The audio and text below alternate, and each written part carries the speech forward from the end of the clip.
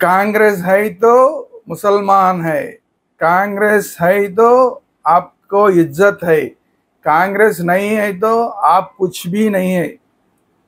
ఇది రేవంత్ రెడ్డి, తెలంగాణ ముఖ్యమంత్రి రేవంత్ రెడ్డి గారు ముస్లింలను ఉద్దేశించి కొన్ని వేల మంది ఉన్న బహిరంగ సభలో మాట్లాడిన మాట, ముస్లిం నాయకులతోనే వాళ్ళ మొహాల మీదే చెప్పిన మాట. ఇది ఖచ్చితంగా ముస్లిం సమాజాన్ని రేవంత్ రెడ్డి గారు అవమానించడమే. అంటే కాంగ్రెస్ ఉంటేనే అసలు మీరు ఉంటారు, కాంగ్రెస్ ఉంటేనే మీకు అసలు గౌరవం అనేది ఉంటుంది, కాంగ్రెస్ లేకపోతే అసలు మీరు ఉండరు అని మాట్లాడడం ఏదైతే ఉందో ఇది అహంకారానికి చిహ్నం. రేవంత్ రెడ్డి గారి అహంకారానికి, కాంగ్రెస్ పార్టీ అహంకారానికి ఇది చిహ్నం. ఖచ్చితంగా రేవంత్ రెడ్డి గారు ముస్లిం సమాజానికి క్షమాపణలు చెప్పాలి ఇలాంటి డ్యామేజింగ్ స్టేట్మెంట్ ఇచ్చినందుకు. కాంగ్రెస్ పార్టీ ఎప్పుడు వచ్చింది? 100 సంవత్సరాలు అయింది. ముస్లింలు వచ్చేంతకాలం అయింది ఈ దేశానికి? కొన్ని వందల సంవత్సరాల నుంచి ముస్లింలు ఉన్నారు. ఢిల్లీ సింహాసనాన్ని కూడా పరిపాలించారు. అట్లాంటి వాళ్ళకి ఇప్పుడు కాంగ్రెస్ లేకపోతే అసలు మీరు లేరు అని మాట్లాడడం వాళ్ళని, ఆ సమాజాన్ని అవమానించడం కాదా? ముస్లిం సమాజాన్ని అవమానించడం కాదా?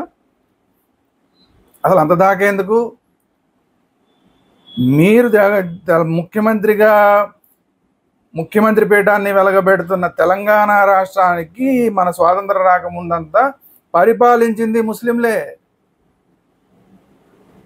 ఆ నవాబుల పాలనలోనే హైదరాబాద్ కానీ మిగతా ప్రాంతాలన్నీ కానీ ఉన్నాయి. అప్పుడు హైదరాబాద్ సంస్థానం కిందే ఉన్నాయి. అదంతా ముస్లింలు పరిపాలించిందే, నవాబులు పరిపాలించిందే. ఆ తర్వాత కాంగ్రెస్ పార్టీ వచ్చింది, ఆ తర్వాత స్వాతంత్రం వచ్చింది. అసలు ఏదో నిన్న కాక మొన్న పుట్టినాళ్ళు అసలు ఇంత గాలివాన ఎరగనని అన్నట్లాగా అసలు మేము లేకపోతే అసలు ముస్లిం సమాజమే లేదని మాట్లాడటం. అసలు ఆ కాంగ్రెస్ పార్టీ, కాంగ్రెస్ ముఖ్యమంత్రి ఎంత అహంకారం కాంగ్రెస్ పార్టీకి కానీ కాంగ్రెస్ ముఖ్యమంత్రికి కానీ. ప్రజాస్వామ్య దేశంలో, సెక్యులర్ దేశంలో ముస్లిం సమాజాన్ని ఇంత దారుణంగా అవమానించి మాట్లాడటమా? అది కూడా ఎన్నికల ప్రచార సభలో మాట్లాడటమా? ఇది ఎట్టి పరిస్థితుల్లోనే యాక్సెప్టబుల్ కాదు. ఖచ్చితంగా ముస్లిం సమాజానికి రేవంత్ రెడ్డి గారు క్షమాపణ చెప్పాలి. లేకపోతే కనుక ముస్లిం సమాజం ఆలోచించుకోవాలి, ఏంటి మా పరిస్థితినా? కాంగ్రెస్ ఉంటేనే మా బతుక, కాంగ్రెస్ లేకపోతే మేము లేమా? కాంగ్రెస్ లేకపోతే మాకు అసలు గౌరవం లేదా?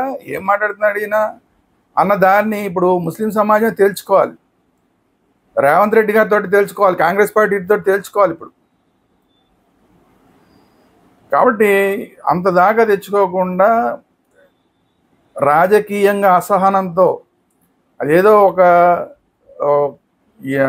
ఇదేంటంటారు ఎలక్షన్లో ఒక జిమ్మిక్ చేద్దాం అన్నట్లాగా మొత్తం ముస్లిం ఓట్లన్నింటినీ కూడా గంపకొత్తగా తీసేసుకుందాం అన్న ప్రయత్నంలో భాగంగా మేము ఉంటేనే మీరు ఉంటారు కాబట్టి మమ్మల్ని ఏమైనా సరే మీరు గెలిపించాలి అన్న రీతిలో అసలు అది రేవంత్ రెడ్డి గారు మాట్లాడడం ఏదైతే ఉందో ఒక రకంగా ఇది బ్లాక్మెయిలింగ్ కింద కూడా ఒక రకంగా వస్తుందేమో అని కొంతమంది అన్నా కూడా అది ఆశ్చర్యపోకల. సో తర్వాత ఏంటంటే ఇది మాత్రం ముస్లిం సమాజాన్ని అవమానించేది, ముస్లిం సమాజాన్ని కొంచెం సెంటిమెంటల్గా బ్లాక్మెయిలింగ్ లాగా కూడా ఉందని చాలామంది అంటున్నారు. కాబట్టి ఎట్టి పరిస్థితుల్లోనూ తెలంగాణ ముఖ్యమంత్రి రేవంత్ రెడ్డి గారు తన తరపున, కాంగ్రెస్ పార్టీ తరపున కూడా ముస్లిం సమాజానికి బేషరతుగా క్షమాపణ చెప్పాలి.